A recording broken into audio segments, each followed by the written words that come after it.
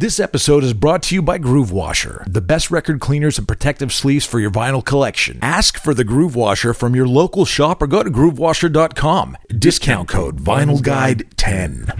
We're also brought to you by AudiofileUSA.com, the family-owned and operated used record shop that only sells excellent and near-mint vinyl records. Over 42,000 titles in stock. Search, dig, and load up your cart with your final vinyl upgrades at AudiofileUSA.com. And now, on with the show. Well, hello there, everyone. Welcome to episode 343 of The Vinyl Guide, the podcast for record collectors and music nerds. And today we've got an absolute titan of the keyboard, fellow record collector and mega synth nerd, Mr. Marco Benevento. Now, for those of you who know Marco's music, I can already sense you're getting your cup of tea or flagon of ale ready for the conversation you know is coming. For those of you who aren't familiar with Marco Benevento, I encourage you to check out his work. He's the musician's musician, playing and collaborating with folks like Matt Chamberlain, Trey Anastasio, Joe Russo, John Medeski. Marco was even in Garage à Trois with Mike Dillon and Stanton Moore. So he's made his bones with some of the best. Now today, Marco and I talk records, the story of Fred Short Studios, we nerd out a bit on synthesizers and recording gear, and we talk about the new album, Benevento, available June 10th. There's already a couple of songs available on all streaming services. You can go there now, check them out yourself, and get ready for the full album come June 10th. Plus, of course, there's a vinyl version. Oh, yes, there is vinyl. Go to marcobenevento.com. You can grab a limited pink or classic black vinyl pressing while they last. That's Marco Benevento, the new album, Benevento, available at marcobenevento.com. And hey, if you enjoy Marco Benevento and like this chat, there is an extended version of our conversation available only at patreon.com/vinylguide. That's where I always put extra stuff up there for supporters of the show. Lots more talk, lots more tales, lots more nerding out. Plus, it's all commercial free and you get to help support the Vinyl Guide podcast. That's a huge help. So please get up there now. Patreon.com/vinylguide. Help support the show and get all the extras. Oh, and one last thing. Make sure to check out some of the Vinyl Guide past episodes featuring interviews with such legends as Kenny Jones of The Who and The Faces, episode 339 of the Vinyl Guide, Ambrose Kenny Smith of King Gizzard, episode 325, Robbie Krieger of The Doors, episode 306, Billy Gibbons of ZZ Top, episode 293, Fred Armisen of Saturday Night Live in Portlandia, episode 289, Gary Newman, episode 284, Rick Nielsen of Cheap Trick, episode 266, Andy friggin' Partridge of XTC, episode 255, and tons more interviews. Follow the Vinyl Guide for free on Spotify, Apple Podcasts, or wherever you listen to your podcasts. Alrighty, with the upfronts done, let's set our controls for Woodstock, New York, all the way to Fred Short Studios, and have a chat with Mr. Marco Benevento. Signor Benevento. Hello, can you... Oh, sorry. Yes, hello. No worries. Oh. Ah, there you are. Man in the shadows. Wow. I gotta... Let me turn on my lights here. Oh, far out. Am I looking at Fred Short Studios there? Yeah, this is version 2.0 too. I moved to the garage. I moved to this. Our garage is enormous, and it was just like a wood shop and like crap road cases, stuff that we should throw away but never did. And we decided to move my studio, into here. All right, so this is like those are the big brains right there. Oh my goodness. Yeah, compressors and studio gear. That's old. These are like 40s preamps that Bryce Goggin hit me to, and like the Altec amps are what Leon Michaels hit me to. You know, and all this stuff is just like stuff from studios I just love. The Tape Echo. Yeah, and this is actually a picture of Fred Short himself. There he is. All right. So tell me about Fred Short. That name keeps popping up. Well, I live on Fred Short Road. So full disclosure, if you want to come visit me, there you go. I live on Fred Short Road, and there's only one Fred Short Road in Woodstock. But so it just wound up being the street that we live on and that we loved living on. And it was always like whenever you gave anybody your address, it was like, all right, I won't say the number, but Fred Short Road. And they're like, that's an interesting name, like a guy's name, like Fred Short. And they're like, oh, and then they're just random, like paying a credit card bill, like paying whatever, going online and just telling people where you live. And then I just decided I would make up a story about Fred Short and like make a record called The Story of Fred Short and just make up this. I just was like, I'm going to make like a concept record about Fred Short, this guy that I don't even know about, but I'm going to just pretend. Make a story up, and I like basically made up a story about how he was like a Native American who used to like live here and have like ayahuasca ceremonies around the fire, and he also like was a musician and would have people come play, and it was like a really like this was like a sort of sacred land like back in the early 1800s, and I like made up this whole story about it. And I made a record called The Story of Fred Short and like sang about like the lyrics are really sort of vague and whatever, but it's like sort of a made up story about Fred Short. And so then I would tour. When we were touring the record, I would do radio interviews and just say this stuff, like full on like just story, right? Create the legend. Made up. Create the legend. Right? So then I did an interview in Woodstock, which is where I live, and I got home, like I went to WDST Radio Woodstock, did the interview, came home, and then within like 10 minutes, I got an email from like Joanne Short. And she was like, I just heard your interview on WDST. And in fact, Fred Short was not a piano player or musician, and he didn't host ayahuasca ceremonies. He was my great grandfather. He was just a blue stone layer and had a farm. And he wasn't musical. Actually, the only musical person in the family is me, and all this stuff. And I got a little nervous for a second, and then I was like, oh wait, she's just kind of reaching out just to like let me know. And I emailed her back and said, oh yeah, like I'm just a musician making up a crazy story. Like, also, holy shit, like nice to meet you. I always wondered who the heck Fred Short was anyway. And she was like, oh yeah, and she was really nice. And she's like, oh, yeah, he's my great grandfather, and then told me he was just kind of a normal guy, like raised cattle and whatever. It was a bluestone layer and whatever. And then I went to recently. This was like 8 years ago. It was kind of a long time ago. And so then I actually went to Kingston, which is near here, to pay this like alarm bill that we have, our alarm company, and she was there and she was like, oh yeah, I'm Joanne Short. I'm the one that you talked to. I'm the one that emailed you. And she's like, since then I've checked out your music and I'm a huge fan and I really like your music. And is there any way I can get a record or a t-shirt or whatever? And I was like, yes, I just sent it. And I sent her like a care package of things. So I have it on good word that you're a bit of a record nerd, aside from a gear nerd. Would that be right? I wanted to say I do like seeing your record shelf. Oh yes, right there. I should really take you inside and show you the records I got in there. But I also in the studio have a couple, turntables and cassette deck, and I just have a small collection of records over here. But in the house is like, is it a problem? It's a problem. Yeah. It's a problem, but like I gotta say, it's not. When you find something that really inspires you and like it really like moves you, and you're like I need this. Like I want to learn about this. This is like an endless.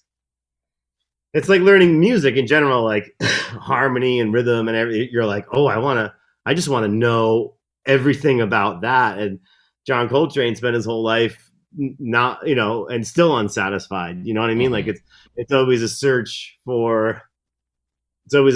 with music, even in that regard. And I feel like records and learning about bands and engineers and studios and like the Wrecking Crew, like amazing group of people, in all these different parts of the country around the studios. And you're like, I want to know all about that, Mm-hmm. and that's for me, that's the vinyl obsession. But it's great for me. That's what musicians should be doing, like checking out what's been made before, and like hearing the stuff that's already been made, and you're like, you think you're doing something new, and you're like, dude, that was made like 30 years ago. What's your kind of rhythm with looking for records? Are you always kind of crate digging, always kind of... Oh, absolutely. Every time I go to a city, I go to the record store. Like going around all the different towns, I definitely always go to record stores and crate dig for sure. But also, like, if I'm like hanging out with my buddy who I admire and look up to and love and musically connect with, and we're talking about records, and he's like tells me about this Beach Boys record that I've never heard of, and he's just like, well, you have to have that record. And then I sort of just like, I'm on the phone instantly on eBay, just like, I'm just going to buy this now because I'm not going to remember tomorrow morning what record he's talking about. And if I take a screenshot, like I might, like, so sometimes I do the instant, like on the phone eBay buy while talking to my buddy, like, I just bought that Quincy Jones record. I can't believe I don't have it. I just bought it. He's like, really? I'm like, well, yeah. And, you can kind of just do it real quick and finally like, oh, $25, seller from Ohio, perfect. Like near you or whatever. Right. Anyway. Are you very precious about it being a first pressing, or any sort of collector penchant you have around? Not really, no. But I do understand that and know that I'm not quite that deep with it. I've hung with some serious vinyl dudes. Ethan from Now Again Records. Yeah. He's like a crazy vinyl junkie, and he's all about that. And Leon Michaels, this producer I've worked with a bunch, and a friend of mine who lives upstate here, goes by L. Michaels Affair. Anyway, he also has like a thing like that too, where like he DJs and I'll DJ with him, and he'll just be like, what is that, second pressing? And I'm like, yeah. He's like, oh yeah. Just like, that's cute. Like, I don't, and that was kind of expensive. Like it was like $40, $45, which is expensive for $45. And obviously there's lots of other ranges of pricings for $45. What's the most you've ever spent on a record? I probably on a James Booker record, like over $100 on a James Booker record. Mm-hmm. Just because I'm obsessed with him, and I'm a piano player. He's like a piano player, and I look up to him so much. And I've been sort of hired to play the music of his music for like my friends, and then it wound up being a thing. And I've done it in New Orleans a bunch, and I like really dove in to the Booker thing. And I was like, you know what? Like, I want his records. Like, I want all of his records. Mm-hmm. I play like him, or I try to play like him, or and I love his playing, and my go-to is sort of that sound, right? In a way, which is kind of crazy because I'm from New Jersey, but I just love New Orleans. I've been going there every year for the last like 15 or 20 years of my life, and I look up to Booker so much, and I even have a picture of him on my wall right here. But right next to Fred Short. It was a Booker, exactly. So what about you? I mean, I know that's kind of a personal question, but I know that there's I know the value of records and the. Yeah, I'm trying to think. I've gone over $1,000 for a couple of records. Wow. One of them was a Butcher cover, because I didn't have a Butcher cover, and I was like, you know what? If anything, I need, as a record collector, I should have one at least for a while. And it's one of those things to where it'll pass through my hands, and I know it'll probably wind up somewhere else. It's funny because I bought the Butcher cover, and I was like, I finally got it. I had this windfall of money, and the record dealer friend of mine had the Butcher cover, and I called him up, and I think he had some $2,000 price on it. I said, what do you really need for that? And he says, the longer you talk about it, the more the price goes up. So I immediately hung up. Holy shit. No, really? Yeah. Dude, this is a great story. I So, love this. so he called me back, and we worked out a deal, and I got it. And I don't know if you know much about the Beatles pressings between the UK and the US. I don't. I mean, I know a little bit about it. But Yeah. yes. Yeah. The UK pressings, I've got UK pressings, and they sound phenomenal. US pressings were from second and third generation tapes, and so they sounded, not as good. You put them next to each other, you could definitely hear the difference.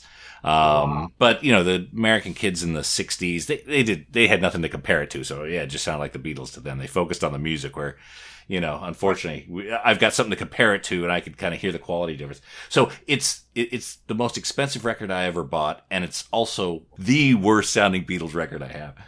You know what's also great? Like on the flip side, like just going to a record store and finding those records that are always going to be like $1 or $5. Mm-hmm. But are like always awesome.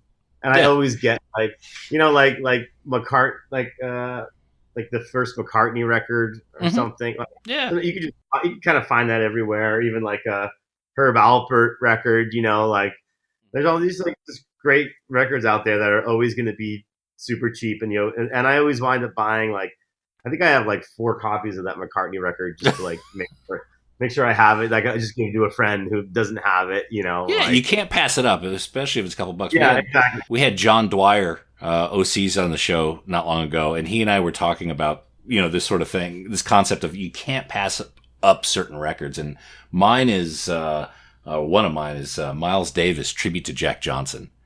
Nice. If I see a copy of that, I have to get it. And then I start, That's good. yeah, $5, $10, and I'll start handing it out like a freaking doctor with a prescription. Like, you don't have this here. You need here, take this with 2 bottles of wine. There, Yeah. Oh, I like that. I'm of the same nature too. Just like, friend or even like All Things Must Pass. I had like 3 copies of that or more. And it was my buddy's birthday, and I was like, and I was out of town, and my wife was like, "What do I get him?" I was like, "Just give him a copy of All Things Must Pass." You know what I mean? It's like, yeah. great. It's like, I don't know. Yeah, there's like, it's funny how records are. They're like cheap or they're like a crazy, valuable or anyway. Yeah. Well, same like music gear. I would imagine you've got quite a bit of gear there, and I assume you also amassed it maybe earlier in the career. Yeah. Some of the Moogs at this point are pretty untouchable. We'll be back after these messages. Well, hey everyone, I'm here to tell you about AudiofileUSA.com. Used records online that require no guesswork are all in excellent and near mint condition, many of them still sealed. Get your final vinyl upgrades at AudiofileUSA.com. Only the best and cleanest vinyl records. Here, do this now. Jump on their website, AudiofileUSA.com. Quickly search their incredible inventory of over 42,000 vinyl titles by artist, genre, even by record label, and fill up your cart with some glorious used records. Enhance your record collection with the best used records around. That's AudiofileUSA.com. Oh, and hey, record nerds, don't forget to clean your records with the very best and safest record cleaner, the Groove Washer. Make your records look and sound their very best and store them with confidence using the new Groove Washer Groove Guard record sleeves. You gotta try this out. It makes a huge difference to the quality of your vinyl experience. Ask for the Groove Washer by name at your local record store and accept no substitutes. Or head over to groovewasher.com and use discount code VINYLGUIDE10. All hail the Groove Washer. That's groovewasher.com, discount code VINYLGUIDE10. Now we return to the program, already in progress. Well, same like music gear. I would imagine you've got quite a bit of gear there, and I assume you also amassed it maybe earlier in the career. Yeah. Some of the Moogs at this point are pretty untouchable. Dude, I know. It's crazy. So check this out. So I did a gig with Bernie Worrell like 10 years ago or so, and he in his rig he had like a clavinet, obviously an amazing vintage, awesome, legendary keyboard. Everyone knows the value of a clavinet. He had a mini Moog. He had a Rhodes. He had a Hammond, like all the classic vintage gear. And then he had like this thing. This is a Kawai. Yeah. A Kawai. I mean, look at it. It looks like it's like from a thrift store, right? A Kawai PH50, right? And I was like, dude, I gotta ask you, like, you have all these amazing keyboards. What the hell is up with this Kawai? And he's like, when's your birthday? Because he's a numerologist. I don't know if you know. Okay. And he's like, well, when's your birthday? And I was like, okay, July 22nd. He's like, George Clinton. He's like, I knew it. You had this George Clinton vibe. I was like, what? He's like, George, you and George have the same birthday. And I was like, holy shit, that's amazing. And I was like, well, dude, like, what's up with this keyboard? Why do you have it? He's like, well, George bought everybody in P-Funk this Kawai keyboard back in like the 80s because he swore it sounded exactly like the ARP string ensemble. Like this patch on it is like, so he's like, you can get one on eBay for like $40, and I like shipping's more than the keyboard. right. Immediately went online and like found one and bought it and was like, sweet, I got the keyboard. Right. So this is like 10 years ago or whatever. So I've been recording in here for a while, and with Leon, again, amazing musician, great friend, producer.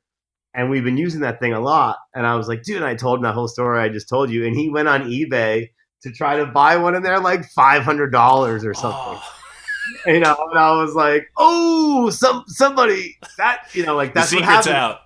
The secret's out. Like, that's why there's like all of a sudden like there was probably a time when you could buy a Mellotron for like $500 and then, or like get one for free. Cause like Rick Wakeman was like burning them in bonfires cause he was freaking so frustrated with how shitty they are. But and then like, meanwhile, the price goes up for some reason, I don't know. Anyway, it's so weird how that works, Wurlitzer electric pianos are so expensive because of people realizing their worth, and even like Hammond organs, but yeah, that's how it is with records as well. But with like you play a B3, is that right? Okay. Yeah. What's the synthesizer that comes closest to the B3? Like if you were in a squeeze and you couldn't get the B3 on tour to a show, what would you bring? There's a large gap between the real and the fake. Yeah. Yeah. So I'll start by saying that, but of course, I have dealt with using something else. There's like a computer software, which is crazy to say, but there's a computer software called B4, like B3 and then B4, and I ran that through a MIDI keyboard and through a Leslie, like through a real Leslie. Mm-hmm. And I was like, this sounds really freaking good. And I even did like a tour with one of them, and I was like, this is kind of amazing. I mean, it's definitely lacking something, but like that kind of works. But it's hard to find. It's hard to find a B3 replica that really works. There's that Yamaha. Have you ever heard of? This is actually pretty cool. Yamaha made a series called the Reface series. Reface, okay. Yeah, and they did like they made these little miniature replicas of like they made like a so I have this thing. It's like $400. Oh right, okay. So I use this through an amp. This like red keyboard. Okay, yeah.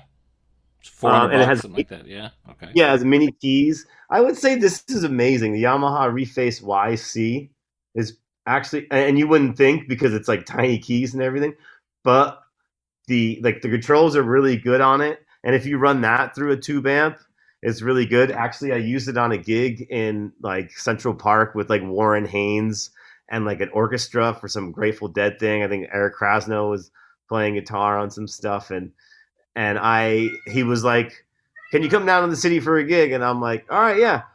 And I'm like, "What about backline?" He's like, "Well, there's no backline, and I need like piano and organ." And I was like, "So you want me to drive from Woodstock to New York and bring my own piano and organ?" So, and maybe for most keyboardists, they'd be like, "Oh yeah, sure, I have a digital." Like, I don't have like a lot of digital, smaller rigs. I have like the real thing, right. Or like so. But I found I had this thing, and I brought it, and I put it on like an 88 key keyboard that I kind of liked. Piano sound, actually Casio, that worked great. and I just put that right on top of it and ran it through like a Sears Silvertone, like an old amp. And after the gig, he was like, "Man, what's that organ sound you had? That was really good." And I actually thought he was maybe coming over to be like, "What's that organ sound?" Like, but because I was playing, I'm like, this kind of sounds amazing. It has like the Leslie switch on it, and even has built-in speakers, so it's like vibrating when you're playing it a little bit. And it has the drawbars. It has built-in reverb and distortion. There's a lot of like just familiar knobs that you're like, yes, I need these knobs right now. And it even has like a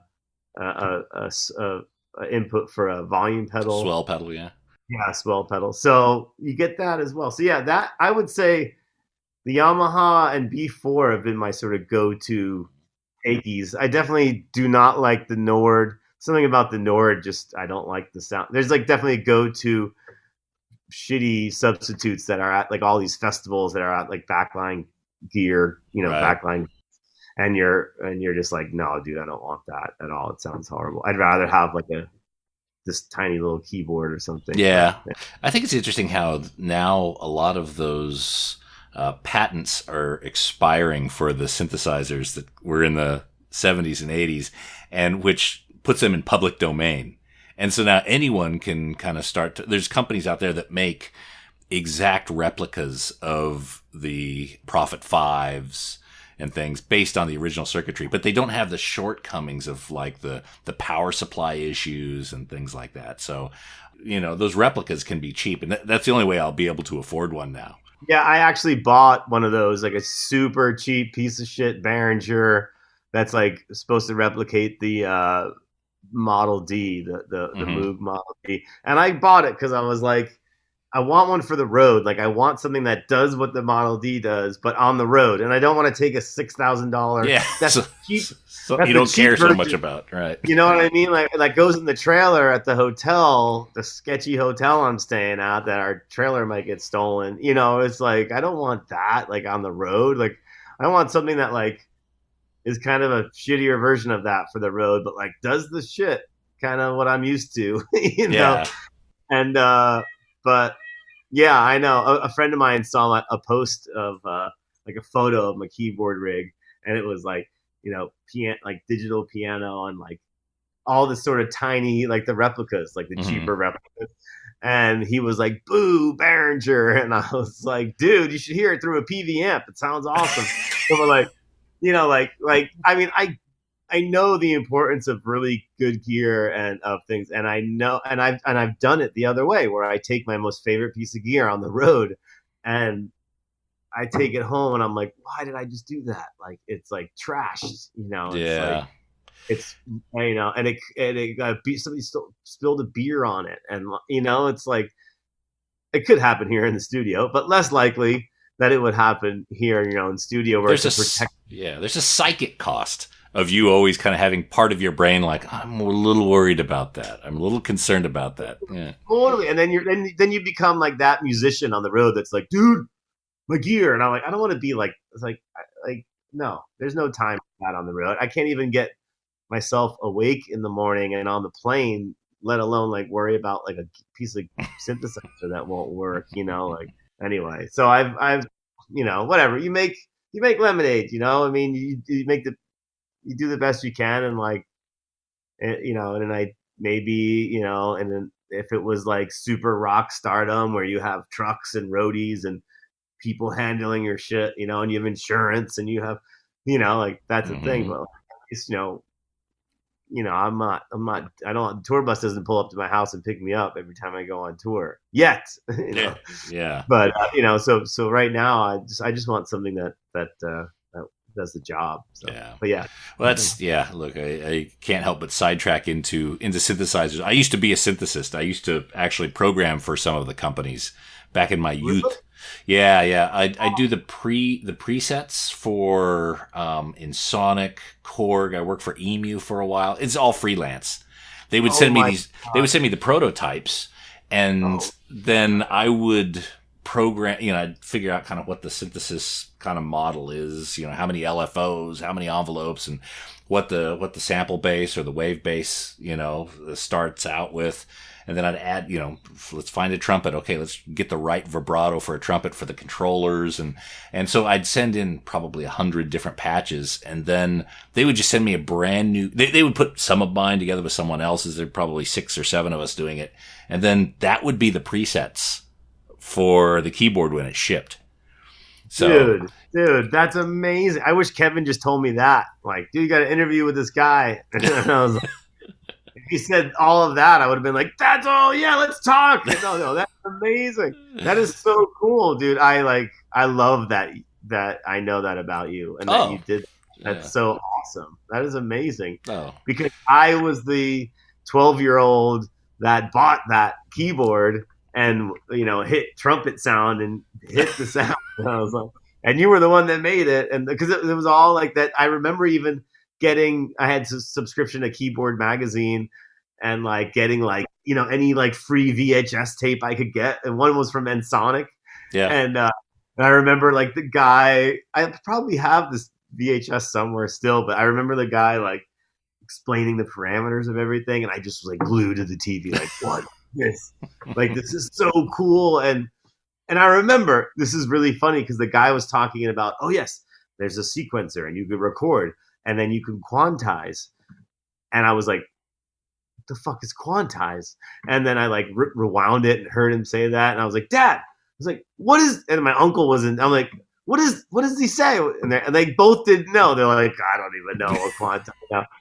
And I remember like hearing about that on an Ensoniq video, and just like in like the early 90s. And anyway, my point is I know those factory sounds. I know those synthesizers in that time period. Yeah. When I think about it, I just know like, oh God, the Ensoniqs just kept breaking down. The Kurzweils, they would always change the operating system, which would wipe out my sounds. Like I know the flaws. I know the things that really sucked about it. That's because I had to live that for a while. That's so interesting. That's so funny. So you are pretty much I'll call it an analog purist from an instrumentalization point of view. Do you also record onto analog tape, or are you Pro Tools at that point? I can do either. I do love working on this guy right here, the Tascam 388. I had one of those. Yeah, I love those things. These are great, and they're speaking of what we were talking about, how instruments and gear going up in value. Those definitely have. I bought this for $250 like 15 years ago. Now they're like $4,000. They're crazy. They are so great. They're so great. And then I also have this guy, the 2-track that I use frequently, Otari 2-track. And sometimes if I'm in here like recording a couple people, we'll go straight to tape, which is really fun. I really like the element of tape because you can be like, we played that too slow, and then you like just like speed up the tape a little, and you're like, perfect. Yeah. And it also does something to the sound, and like it kind of, or you could purposely record something fast and slow it down, like record a couple steps up and slow it down, and you're like, yeah, that's cool. It makes the snare drum sound really weird. So anyway, I do like doing that. I mean, generally I record on the Pro Tools just because it's quicker or faster than I could dump it onto the tape afterwards, and then dump it back into the computer.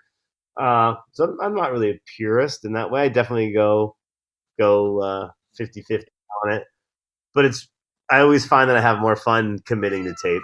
Yeah. So the new album Benevento, was that recorded onto 388, or was that Pro Tools, or a mixture of all? It was a mixture of all. It was definitely a mixture of all. It hit multiple tape machines before it hit anyone's ears. Like almost to the point where like sometimes I hear it and I'm like, this is so fucked up. Like this sounds like so shitty. Like if you, and I think the guys that were mixing and mastering it were kind of like, yo, this is pretty gnarly. But I did like the way it came out. And upon listening to it now, when I hear it, I don't hear how gnarly it is quite, you know what I mean? Like, but when you're in the microscopic moment of it all, like I might be like, oh my God, like, is this passable? Is this okay? But It's part of the quality of it. I was listening to it, and I could hear the tape hiss, and it sounds to be. And I spent a large part of my life in front of a 388 and different tape machines. Like I maybe that's why it was more endearing for me.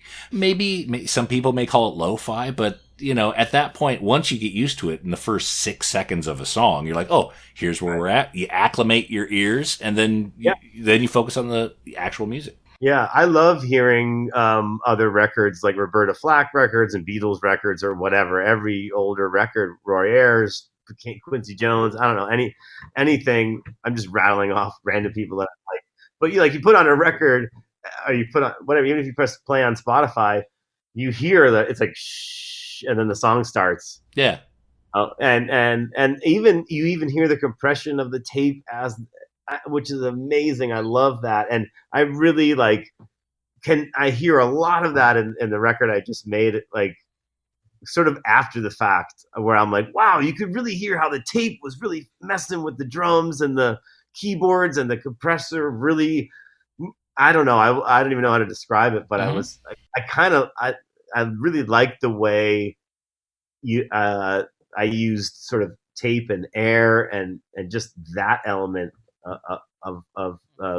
in the record, because it's like part of the song, it's like, which is kind of crazy. But I bounced it to this 388, and then I bounced it to this 2-track, and then I have a small 4-track tape recorder with a cassette, and I bounced everything to 4-track. Every song got bounced to 4 tracks on the 4-track recorder, and then I sent those 4 tracks to the guy to mix.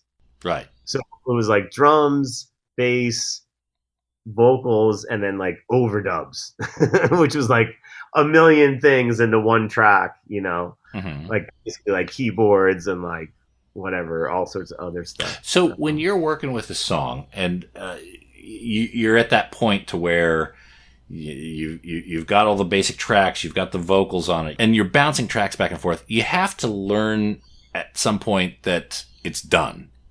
Even though you could probably keep fiddling with it, maybe there's that urge to, okay, what else is it needing? Maybe over analyzing kind of where you're at in the song. How do you know when to stop? That's a good question. And I feel like that's a great question for every musician. And every musician would have a different answer, and also would admit to struggling with that, because it's easy to work on an album for 2 years. It's easy to work on an album for 3 years. It's easy to work on an album for 4 years. It's easy to dwell on what you're working on for a long period of time. And it's hard to know when it's over. You could re-record it. You could re-record it again. You could, and I've dealt with that. A lot of these songs, I kind of have dealt with that before. And even past songs, I've dealt with is that tempo fast enough? Let's re-record it. I think it should be faster. Then you re-record it and you try it live, and you're like, no, man, that other tempo was better. We got to get back. It doesn't feel slow. If that felt too fast, then you go back. So there's a lot of that going on. I guess like my advice to myself and even to other musicians is like, put a deadline on it. Right. Just be like, dude, I need the masters by August 15th. I need it. I need the guy to, and then you're like, you have to at least have a period of time where you could be like, okay, I'm definitely gonna finish this. This is pretty much done. I need to just finish this, and I don't know why I'm dwelling upon it, but it needs to be done, because otherwise it's like, if you're cooking and you like keep on messing with the food as you're cooking it, then it just becomes this like slop. Like sometimes you just need to mush. Yeah, sometimes you just need to like cook it, leave it. It's like a steak, right? You just cook it, you burn it, you cook it, then you put it in the oven, then you just take it out, you cut it, boom, it's good. Like you don't mess with it, you don't poke it too much, like all vegetables and rice. If you keep on sticking at it, it's just gonna become right. It's like you said, like a gray mush. So I feel like music is the same thing, where like if you keep on messing with it, it's just you're gonna forget what you were even thinking about when you wrote it, or when you just thought the melody was conceived or whatever. And well, I guess that was easy prior to COVID. I mean, you were doing an album a year, 2014, 15, 16, 17, and then all of a sudden COVID hits, and you have really nothing else to do but dwell in the studio. Did that become a problem? In a way, yes, but also in a way, no, because I had never spent that much time in my studio without any interruption, without any having to fly somewhere, without any having to go away for 2 weeks, or without anything. I was just home. The kids were home. My wife was home. We all like ate together, hung out, went on walks together, just like kept everybody in check. And then it was like kids watch movies, do artwork, do whatever, play ping pong. Mom makes jewelry, dad goes in the studio. And that happened for, like you said, like 2 years. So I was really enjoying it. I loved it. And I some of my musician friends had more of a miserable time with it because they were in the cities. They lost their studio. They couldn't play their instrument for months at a time. And I was like, whoa, I forgot about the flip side of the coin. Like I'm like living up here in the woods, like perfectly isolated. This is great. So I in a way it was awesome. I could just work on my shit all the time, but I didn't have a reference period. The thing about going on tour and the thing about doing other things is that you get your head out of where you're at, I didn't have a chance to fully lift myself out of what I was working on. And when I listened to even this record and what will be eventually a sequel to this record soon, because I have so much music because I was very productive during the pandemic.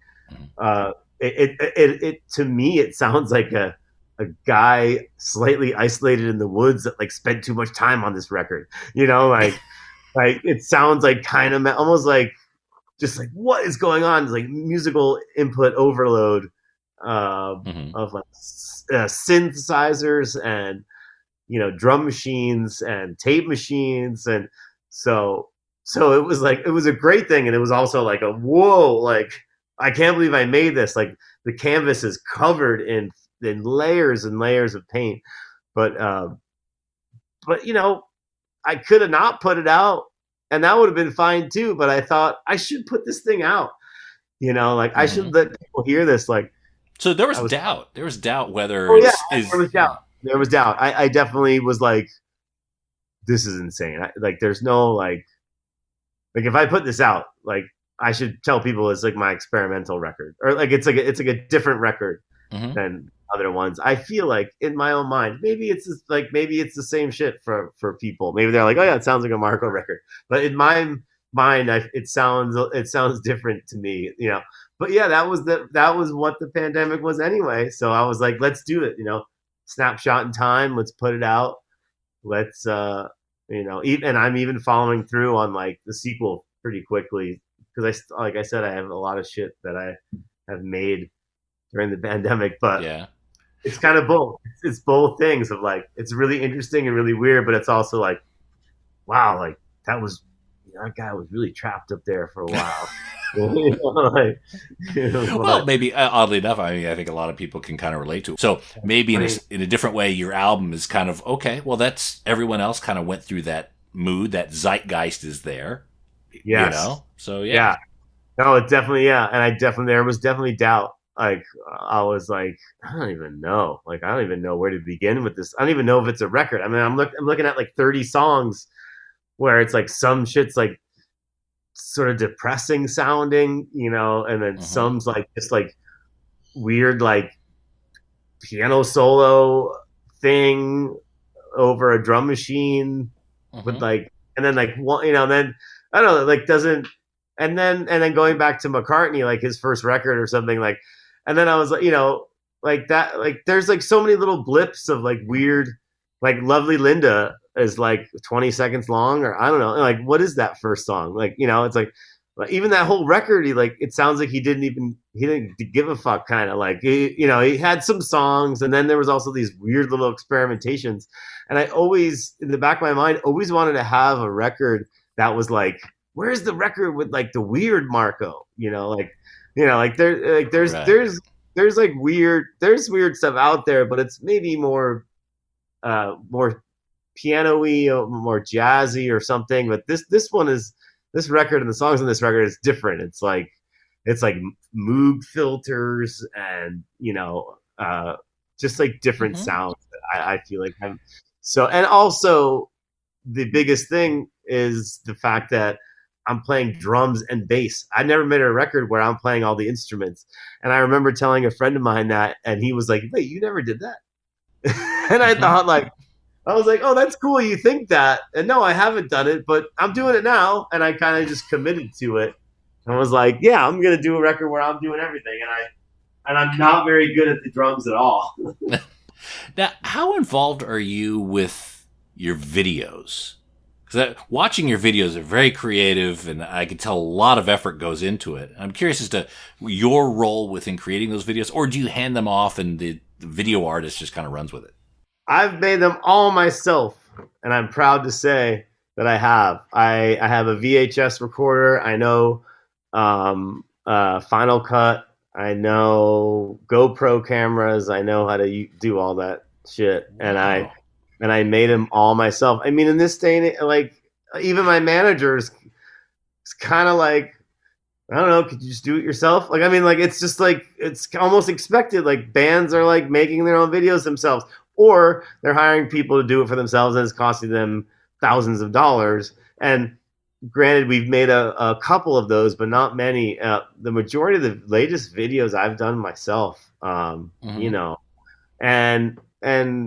it's a lot more work, and you have to, it's a lot more work, a lot more time, and it's a little bit frustrating because it's like overload. You just want to be working on music and editing your own stuff, but now you're like learning shortcuts for Final Cut Pro, and you're like, is this the best use of my time? And you're like, and your hard drive is filling, you're like, oh, what am I doing? But ultimately, it's just like when you do the shit yourself, it's gonna be exactly what you want it to look like, versus hiring someone to do it. It's like just kind of taking the extra effort, not just the extra effort, but like kind of just like kind of going for it and being like, just try to do it. And yeah, I'm glad I did do it too. I mean, it was like, it was a lot of work and a lot of time, and but in the end, you get what you want to get. And like, I was even inspired to do it. I was even talking to Leon Michaels about it. He kind of was like, why don't you just get the VHS camera on eBay and just try to do it yourself? And I was like, right, why don't I just see if I can find one and just get that grainy look like myself, and get like a US, like, because there's converters. You can, if you want to do it, you could figure it out. Mm-hmm. It really is, it's basically that. And I was like, you know what? The whole process of making Let It Slide, the record before this, was like very just like, yeah, we're all doing it ourselves, like hands on. I was like, I'm gonna just make these videos myself. So all those Let It Slide, you could say it's all the same, and Nature's Change, those 3 videos I made myself and edited them. Wow. Even like put a camera and like moved my head and like recorded it, and like went back to look at it, and it was like, oh my god, that's so off, and then like focused it, and then like did it again, and then like watched it, it was like stupid shit, but because there's a lot of commonalities between audio editing and video editing, the butt splices, the transitions, those sort of, the same conceptual areas. But then you have to worry about things like lighting and stuff that is like, this is a whole art in itself. And I'm sitting here with a ring light that I bought from Walgreens for $10. It's like, is this really kind of, am I going beyond my boundaries here? Do you start to get tired of your own music when you're so far into working on a project like a video? Oh yeah, absolutely. I'm like, no one's gonna like the song anyway. Why am I even making this video? Yeah. But then, of course, you just take time away from it. Like now, when I look at the videos that I made 3 or 4 years ago, I'm like, oh wow, I'm glad I did that, because when you watch it, you're like, oh, it's 2.5 minutes, 3.5 minutes, right? It's not like that long, but like editing it takes you like a month and a half, and like filming it, and then all that stuff is just time consuming. And not to mention, like, I kind of don't want to do it also. So I'm like sitting there like, oh, like I'm not the fastest at it, versus Pro Tools. I'm a lot quicker with like cutting and splicing and making things happen. But anyway. And then you like learned about, and my friend was like, why are you editing in Final Cut? You should be using Premiere. And I'm like, I'm going to learn a new program right now. What?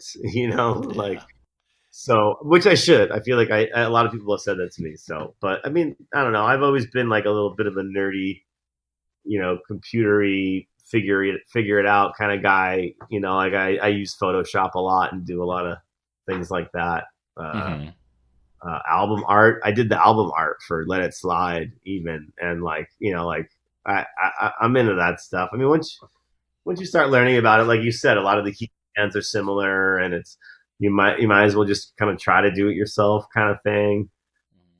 Before you hire somebody, explain it to them, pay them a bunch of dough, and then go forth, and then get something you kind of don't like, or something, which happens. And also the opposite happens too, where you get something amazing. But okay, so you did the cover for Let It Slide. So the ring of the record around. I'll tell you what that is. That's the White Album. I scanned in the White Album, and the one that I have, my copy, so it's worn in. I scanned that in and used that, and got rid of the the font. And I did what's it called? Oh, I forget. Like back in the, I guess maybe it was like 70s or 80s. There was like the letters that you could like. Oh, Letraset. Remember Letraset? It was like a transparency with like 5 A's, 5 B's. Oh yeah, so you could make flyers and stuff like that. Yeah, and then you like etch the letter in, and it like you pull it off, and it's on the paper. Yeah. So the title is from Letraset, like Let It Slide, and my name is. I did it on Letraset and scanned it in on the printer, and then put it in Photoshop. And for this record, for the newest record, it was like I fully put it in the hands of Danny, who works for High Tide, and they make incredible album art.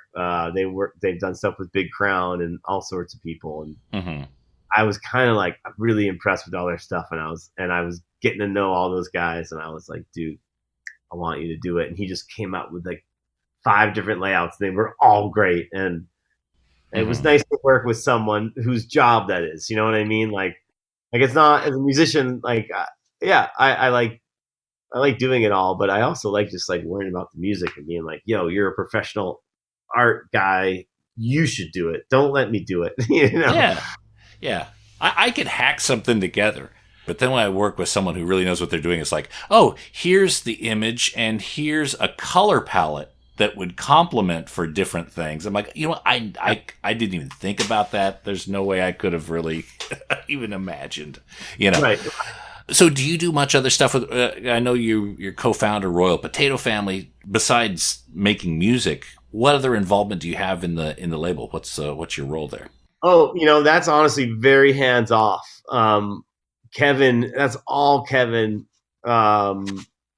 It was my idea to start, and then it became, it became our thing, Kevin's thing, and we started getting our friends on the label, and then it was one of those things where like, why, I'm like, Kevin has got this. Kevin's the dude that wanted the record label and wanted to run it, and I was the guy that wanted to start it. Oh, he loves it. Yeah, you could tell. And I love it too because it's all my friends, and all my friends know that Kevin's very fair and is a nice guy, and he's not in it for. He's not a crook. He's just like, he loves music. He goes to Jazz Fest every year. He goes to every festival he could go to.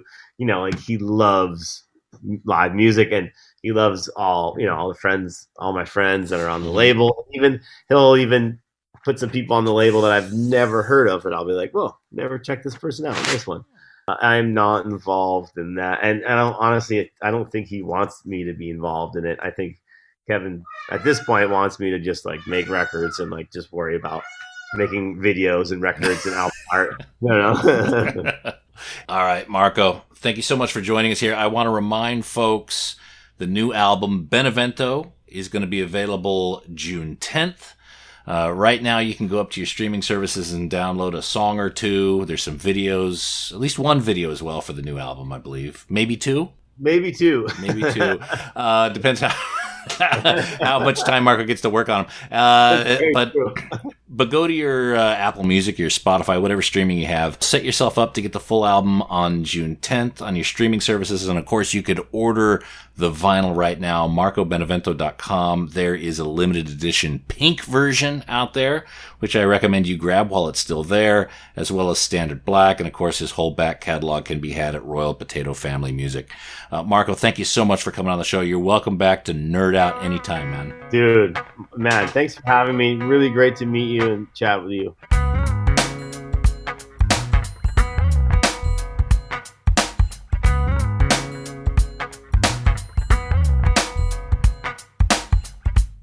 Oh, there he is. What a lovely guy, Mr. Marco Benevento. Always welcome back on the show. Love nerding out with folks like that. Multiple layers. There's vinyl, there's synths, there's recording gear. And don't forget, there's an extended version of this interview at patreon.com/vinylguide. Please head up there now. Help support this show. Get all the extras. That's always a huge help. Patreon.com/vinylguide. And that's it for this week's episode of The Vinyl Guide. Thank you so much for tuning in.